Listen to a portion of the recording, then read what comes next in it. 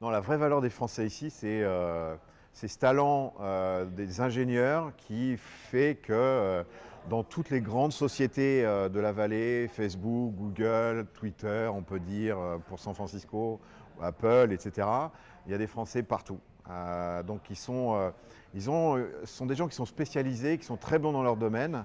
Les Américains ont tendance à prier d'être plus généralistes, donc le talent des Français est reconnu, des Russes, enfin de l'école d'ingénieurs soviétique, entre guillemets, a beaucoup de succès. Donc la vraie réussite aujourd'hui des Français dans la vallée, elle est surtout à ce niveau-là, parce que même dans les petites startups, c'est très simple, quand je cherche à atteindre une entreprise que je veux joindre pour certaines raisons, je vais trouver un Français.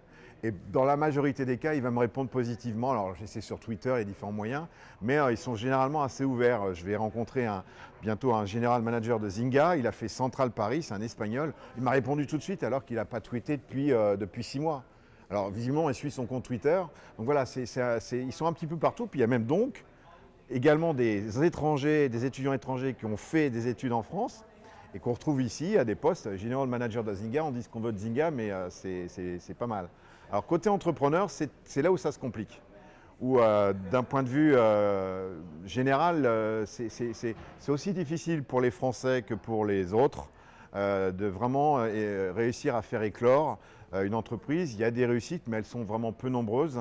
Parce que ça reste compliqué pour la majorité des entrepreneurs qui viennent dans la Silicon Valley, il ne faut pas se leurrer. Donc il n'y a pas de cocorico particulier. Je dirais même, en me permettant un petit peu de critique, je pense que les Français ne sont pas vraiment complètement préparés. Ça fait un peu 6 ans que je les vois débarquer, même les plus gros. J'ai vu des Viadeo, des voyages privés, bon, Deezer qui soi-disant arrive. Il serait peut-être temps, hein, le train il est passé, Spotify ça fait 2 ans qu'ils sont là. C'est beaucoup plus compliqué parce que je pense qu'il y a quelque chose qui manque un petit peu dans la capacité des Français à voyager et à se positionner comme des leaders de demain.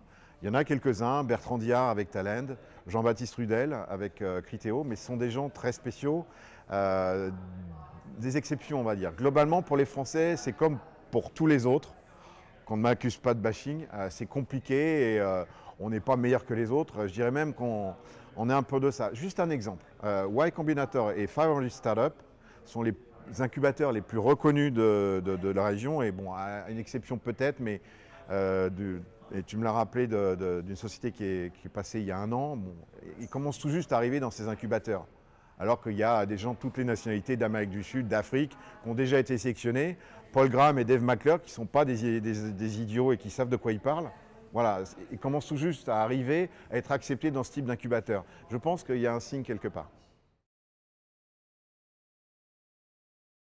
Alors, il y a toujours eu des Français qui sont venus, donc moi je parle depuis 6 ans. J'ai vu passer beaucoup de Français qui viennent faire un passage, une semaine, ça a toujours été le cas. Bon, avec l'exposition encore plus grande de la Silicon Valley, où les gens ne comprennent pas trop ce qui se passe depuis Paris, ils passent leur journée sur TechCrunch et pensent comprendre qu'ils peuvent trouver la solution à leurs problèmes. Donc c'est un leurre naturellement, mais bon, beaucoup viennent. Ce que je constate, c'est qu'il y a beaucoup de gens qui viennent, mais avec je dirais, alors des stagiaires. Alors là, les étudiants, là, ils veulent tous venir ici. Bon, alors, il y en a qui viennent même pour des stages d'un mois, mais je croise beaucoup d'étudiants qui viennent. Il y a même des gens ici spécialisés pour l'accueil, trouver, faire le visa, etc. Donc de plus en plus d'étudiants. Donc ça va pas forcément faire plaisir aux partisans du patriotisme national. Mais malheureusement, c'est une réalité. Et typiquement, il y a des écoles d'ingénieurs qui ont commencé ici. Il y a une fusion de jeunes sortant de ces écoles aujourd'hui qui sont un petit peu partout. Et puis malheureusement, et ça c'est pas un bon signe, mais beaucoup de gens qui pensent qu'ils vont trouver une réponse à leurs problèmes. Alors je ne parle pas des entrepreneurs qui ne lèvent pas d'argent en France et qui pensent que c'est plus facile ici. Naturellement non, et surtout ceux qui cherchent un travail. Et là, on est en plein dans le... Concrètement, en toute franchise, je suis contacté avec un peu d'exposition que je peux avoir par mes écrits ou autres, ou mes activités. J'ai une personne qui me contacte par semaine. Ça n'a pas toujours été le cas il y a quelques années. Un job, de l'argent pour leur société, du feedback, essayer de comprendre. C'est le rêve de leur vie. Enfin, la Silicon Valley, ça fait rêver plein de gens, hein. Donc les raisons sont multiples, mais c'est souvent une façon d'essayer d'espérer que l'herbe elle est plus grasse ici. Il y a vraiment un problème de compréhension de ce qu'est la Silicon Valley, parce que voilà, en France en particulier, il y a une utilisation de cette communication qui ne facilite pas la compréhension de ce qu'il est possible de faire ici. Et c'est un peu une boîte un peu mystérieuse. Donc beaucoup de gens viennent voir pour voir ce que c'est véritablement. C'est normal, on est aux États-Unis. Le rêve américain est toujours possible. Et c'est vrai.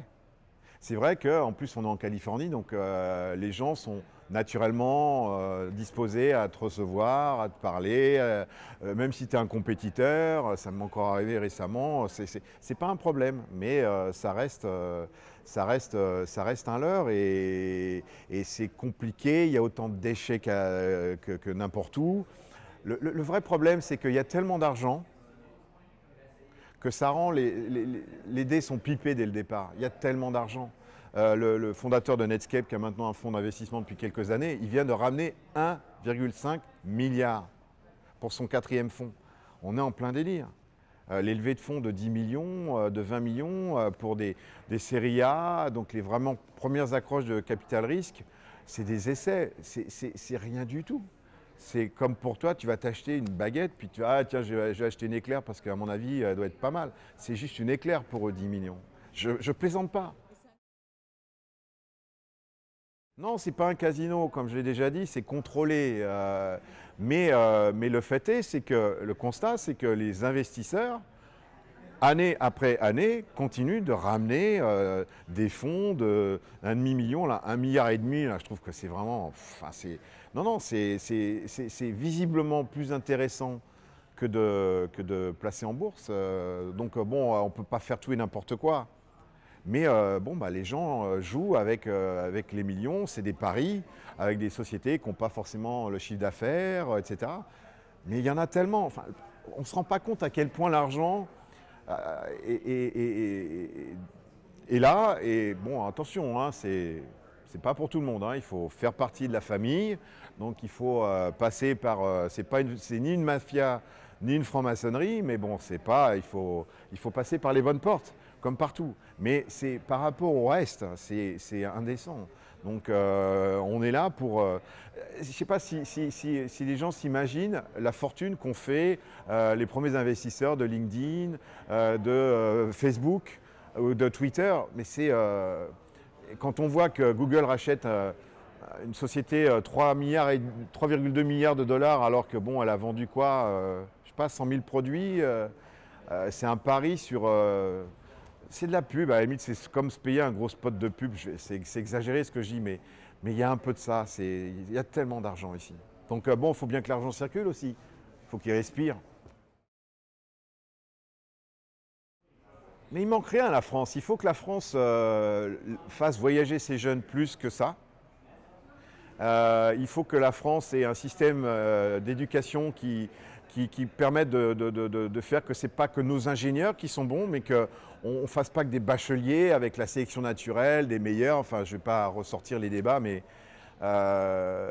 il faut arrêter avec ce patriotisme national qui est complètement inadapté au monde d'aujourd'hui.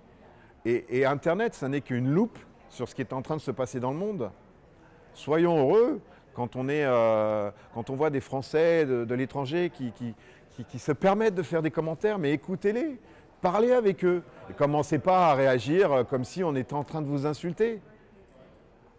Oui, la pensée unique, non. La pensée unique, non. Il n'y a pas que. On a le droit de ne pas être d'accord avec des choses parce que c'est bien, faut qu'on aille tous dans le même mouvement. Non. Il faut qu'on aille dans une direction où effectivement on va permettre à tous les talents de pouvoir, je dirais, s'émanciper. Ça devient encore, malgré les efforts de plein de gouvernements, ça reste encore trop compliqué de créer une société. C'est trop facile de se faire aider à droite et à gauche. En France, quand on veut recruter ou quoi que ce soit, on va regarder à droite à gauche ce qu'on peut faire pour essayer d'embaucher au moins cher ou comment je peux trouver de l'argent pour commencer ma boîte. Non, mais ce n'est pas comme ça que ça marche. Il faut inciter les gens qui ont de l'argent à investir plus. Il faut, je pense, créer une révolution fiscale pour que véritablement on remette de l'argent dans le circuit. Et puis qu'on soit content de ces choses qui réussissent, qu'on arrête de dire que Criteo, c'est les réussites du Made in France. Oui, mais pas seulement. Peu importe. Ce qui est important, c'est qu'il y ait une espèce de flux. Aujourd'hui, le flux ne marche pas. La France, elle est malade de son administration. Moi, je vis l'administration aux États-Unis. Elle est normale, l'administration, mais à ce point-là. Donc ça ne marche pas véritablement, on essaie de fermer ses frontières. Non, c'est plein de choses qui font qu'aujourd'hui, quand on regarde en France, on est désolé de ce qui se passe. Et il y a une fracture qui est en train de se faire entre la France qui se regarde, qui écoute ce que les politiciens et les médias peuvent communiquer sur le Made in France. Le Made in France, mais ok, la French Tech, for what? Elle est partout. Il faut se servir de ces ambassadeurs à l'étranger pour continuer le mouvement et laisser les jeunes partir. Laissez-les. Il y a plein de choses qui vont bien en France. Le vrai problème, c'est qu'on n'arrive pas à mettre tout ça en musique. À la fois dans le domaine de l'éducation, où on est capable de sortir des ingénieurs de grande qualité, mais globalement, on n'en fait pas des gens qui sont prêts à voyager, des gens qui voient le monde. En grand, on essaye la pensée unique, l'exception culturelle, on en fait des gens qui sont un petit peu, qui cherchent à devenir le prince de leur royaume, mais pas les princes du monde. Et ça, c'est un problème parce que ça bloque des entreprises dans leur développement. Nos gros leaders du web français, pour la plupart, ils investissent dans des boîtes à l'étranger, mais on ne les voit pas beaucoup à l'étranger. Et pour certains, ce qu'ils font, on ne peut pas dire que ce soit vraiment des réussites dont on entend parler dans les journaux, aux États-Unis en particulier. Et puis, on n'incite pas assez aussi l'investissement. Il faut une révolution fiscale pour véritablement encourager les gens à mettre leurs économies. Il y a plein d'argent en France, plein d'argent. Mais les gens n'investissent pas parce qu'ils ne sont pas incités à le faire. C'est des gens qui sont avec l'argent. Il faut fonctionner avec leur mentalité, il faut les inciter. Et aujourd'hui, les incitations fiscales sont trop timides pour faire que les gens qui ont réussi en France vont mettre, à part Xavier Niel, qui est pour moi un des personnes... il faut qu'on lui dise merci tous les jours à tonton Xavier, c'est fantastique ce qu'il fait. Bon, ça reste un cas assez unique. Hein. Ok, je vais te mettre 25 000 €. Non, il va falloir un peu plus que 25 000 € pour véritablement changer un petit peu la donne parce que typiquement, et ça c'est le constat que je fais, je me répète, l'écosystème de la start-up française en général est un petit peu en retrait par rapport à ce qu'elle pourrait faire. C'est mon sentiment.